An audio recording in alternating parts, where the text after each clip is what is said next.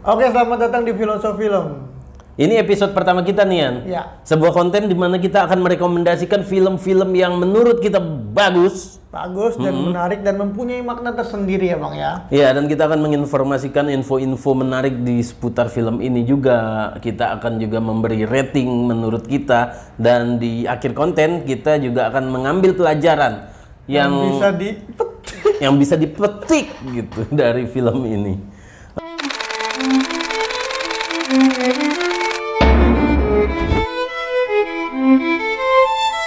Oke, hari ini kita mau bahas film apa ya?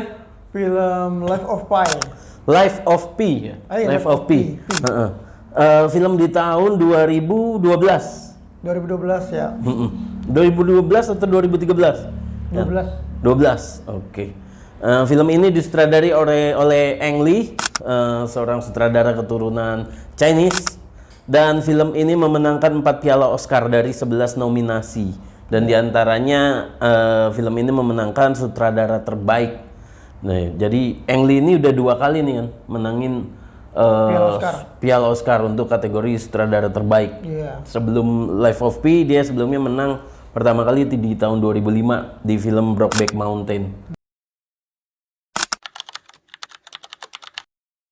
Nah, film Life of Pi ini menceritakan tentang seorang anak muda ya, awalnya seorang anak muda yang bernama Pishin Molitor Patel, seorang anak yang berkewarganegaraan India, dan diberikan nama yang menarik oleh bapaknya, dan itu seringkali menjadi ejekan. Nah, premis utama dari film ini, si Pi ini mengalami kegelisahan spiritual. Dia mengalami krisis spiritual ya. Kayak bagaimana dia berusaha menemukan makna apa di dalam hidup ini.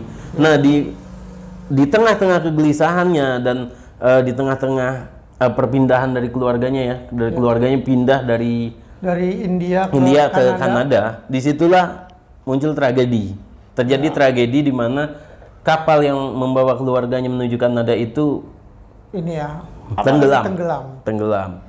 Oh ya, sebelumnya nih kita kasih tahu dulu, mereka ini dari keluarga yang mempunyai kebun binatang ya Bang ya. Oh iya, keluarga ini punya kebun binatang di India, dan selama proses pindahannya ke Kanada, mereka membawa sebagian dari hewan-hewan itu untuk dijual di sana, untuk hidup di sana ya Bang ya. Iya, dan yang paling menariknya bagaimana Pi harus bertahan di lautan bersama beberapa ekor hewan. Nah, disitulah petualangan film ini dimulai. Nah, ada beberapa informasi menarik nih tentang film ini. Ya, apa tuh Bang? Yang pertama tuh si pemeran Pi, Suraj Sharma. Ini awalnya dia tuh nggak ada niat untuk ikut audisi. Oh iya. Dia jadi ikut audisi cuma untuk nganterin atau support adiknya. Adiknya ikut casting. Nah, saat dia ikut untuk support adiknya, nah manajer adiknya itu maksa dia, membujuk dia untuk lu coba juga deh gitu, coba ikut casting. Akhirnya dia kepilih, malah dapat peran utama, dan dia mengalahkan 3.000 orang yang ikut casting juga di situ. Jadi bisa dibilang ini keberuntungan juga ada ya ternyata dalam karir seseorang. Iya, nggak niat ya Bang ya. Sementara orang yang berusaha keras, mati-matian, stand up tiap minggu, tapi malah curhat. Tapi susah kok nggak naik-naik gitu. Mungkin harus ikut datang lu ini ke audisi film mungkin. Siapa tahu lu pilih. Nah, yang menariknya dari film ini ya, film ini banyak banget adegan di mana adegannya tuh di lautan gitu. Nah, untuk supaya adegannya akurat, si sutradara ini meng-hire seseorang yang pernah juga mengalami tenggelam kapal. Terdampar di laut. Iya, namanya Steve Callahan, dan di-hire karena dia dijadikan konsultan untuk memberikan gambaran gimana sih orang kalau terdampar di lautan gitu. Dia pernah terdampar selama 76 hari ini. 76 hari ya? Iya. Lu aja udah nggak betah kan kalau sehari di Anyer. Iya bener Bang ya. Iya, lengket, badan lengket, udah pengen pulang aja gitu. Makanya adegan-adegannya jadi akurat. Dan juga film ini film keluarga pertama yang memenangkan sutradara terbaik di Piala Oscar sejak tahun 1968. Jadi terakhir kali film keluarga yang memenangkan Best Director itu di tahun 1968. Itu lama. Karena kan biasanya kalau di penghargaan kayak Academy Award gitu, kayak Oscar, itu biasanya jarang ada film keluarga, Yan. Oh iya. Karena biasanya film keluarga tuh dianggap kualitasnya kurang karena untuk hiburan aja gitu. Jadi biasanya kan film-film drama yang langganan masuk Oscar. Nah, Life of Pi ini film keluarga pertama yang menang Best Director sejak tahun 1968. Oke bang, lu ada adegan favorit gak di sini? Yang paling lu suka atau berkesan buat lu itu? Yang paling berkesan tuh adegan ini, Yan. Waktu dia sudah terdampar di sebuah pulau di hampir di ending ini film. Iya. Dan bagaimana si harimaunya ini berjalan meninggalkan dia masuk ke hutan tanpa menoleh. Oh iya.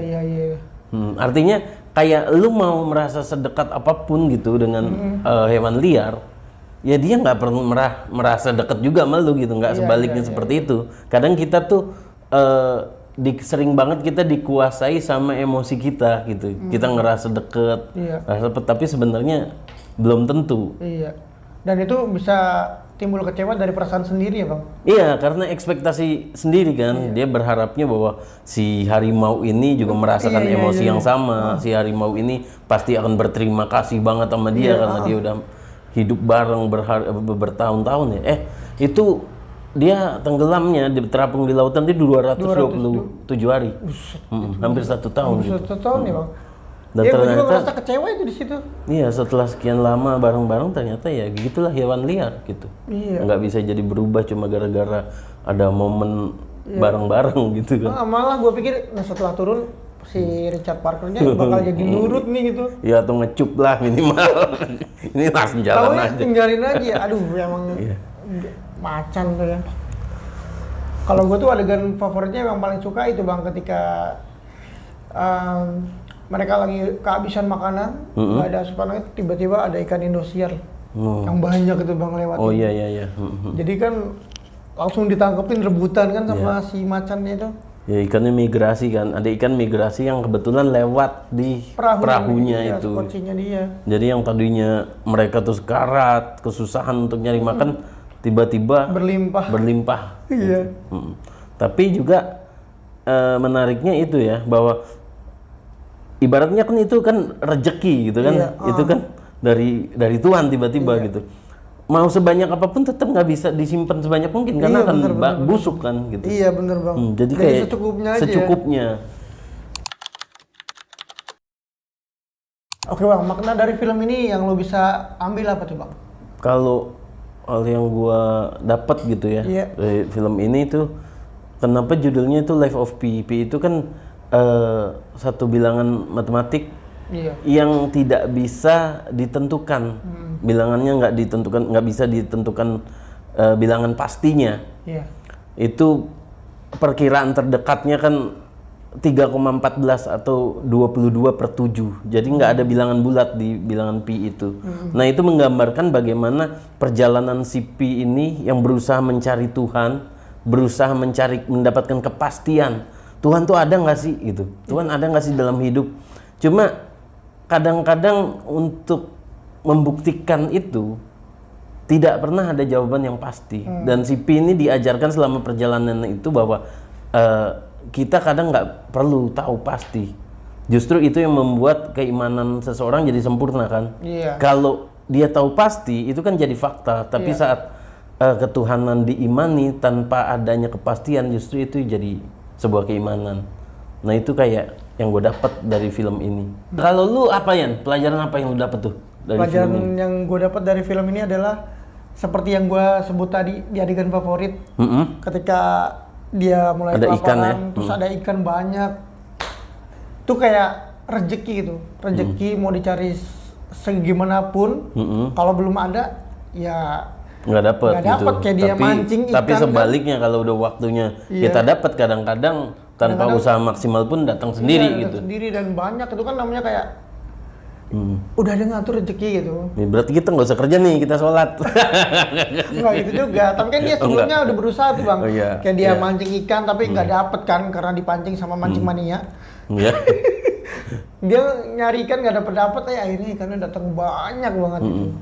Dan itu kan rezeki yang emang kayak gitu. Berarti harus kayak ya percaya aja. Gitu. Percaya aja ya, nanti juga ada kok gitu. Belum waktunya kan. Oke, bagus banget pelajarannya yang diambil nih. Oke, kalau boleh ngasih rating, menurut lu gimana bang? Berapa lu mau ngasih ratingnya nih bang? Kalau film ini gue suka sih, gue suka dan ratingnya menurut gue 90. 90. Nyari sempurna, visualnya bagus, ceritanya bagus, actingnya bagus. Iya. Itu 90. Kalau lu berapa Yan? Gua 90 juga untuk zebra loncatnya bang. Zebra. Zebra loncat ke Skoci tuh, aduh adegannya yang bagus itu ya. Bagus banget. Lompatannya indah gitu. Pokoknya udah segitu aja kali ya bang ya. Oke, kita ketemu lagi di episode berikutnya. Episode berikutnya dengan film-film yang bagus juga pastinya. Yang bagus, dengan semangat yang bagus ya. Pasti semangat yang berapi-api itu. Dan jadi kalian juga kalau mau ada film yang dibahas bisa tulis di kolom komentar. Mudah-mudahan kita akan bisa bahas itu ya. Sampai ketemu di episode selanjutnya. Dadah.